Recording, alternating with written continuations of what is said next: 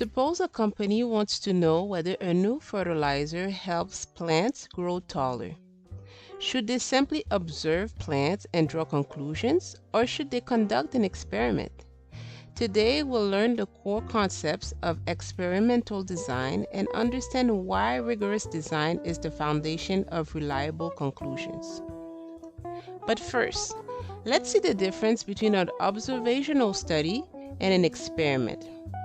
In an observational study, researchers observe individuals but do not impose a treatment.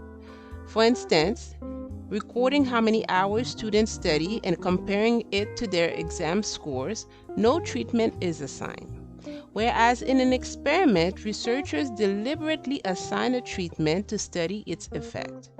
For example, some plants received a new fertilizer while others received a regular fertilizer. In an observational study, researchers observe individuals without assigning any treatment.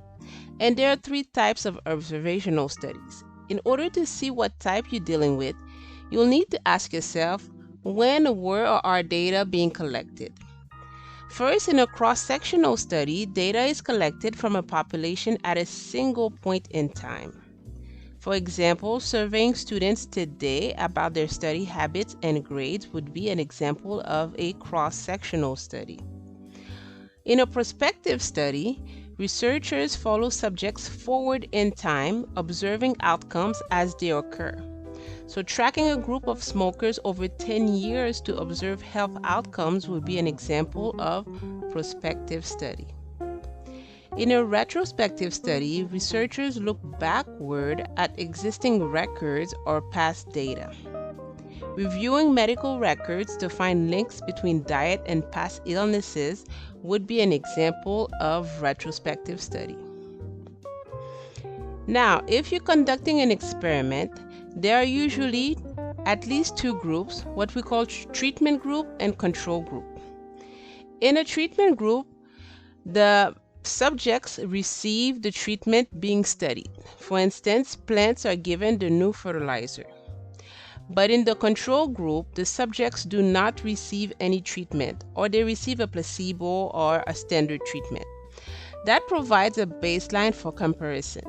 For example, in the control group, plants would receive the regular fertilizer. What is a placebo? A placebo is a fake treatment that looks like the real one, but it has no active effect. For example, a sugar pill in a drug study. It controls the psychological effect of simply receiving a treatment. Every well-designed experiment needs both groups. Without a control group, there is no meaningful comparison. And you need to assign subjects to both groups through a process of random assignment. That is when subjects are randomly assigned to treatment and control groups.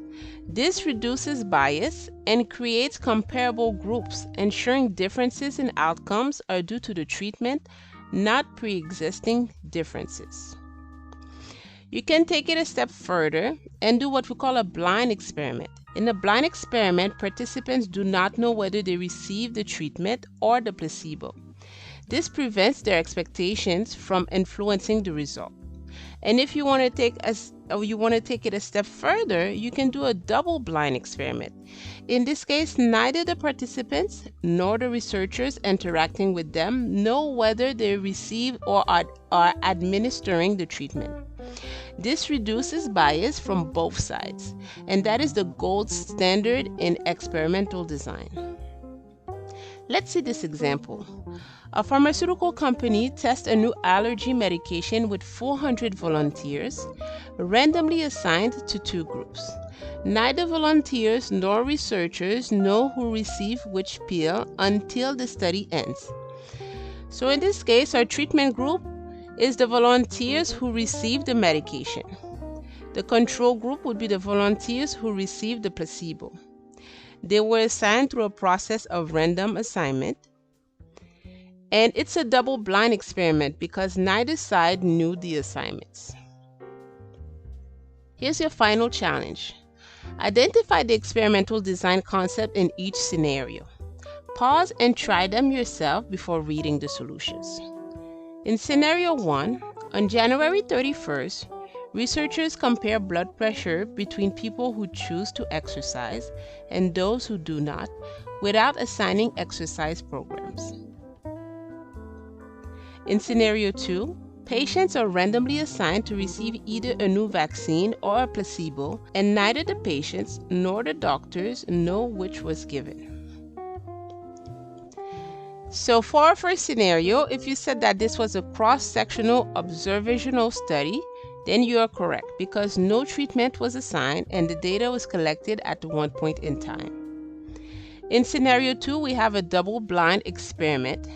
Because a treatment was assigned, it was assigned through a process of random selection, and neither side knows the groups. Today, you learned the essential building blocks of experimental design.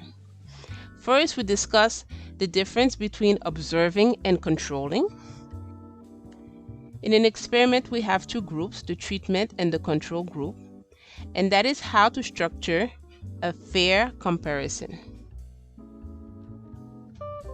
Your subjects need to be assigned through a process of random assignment in order to reduce bias and create comparable groups. And you can do a blind or a double-blind study in order to eliminate bias from both participants and researchers. The quality of your conclusion depends entirely on the quality of your experimental design. Thanks for watching. Please like, subscribe, and share. And don't forget, math success starts when you stay on the fast track.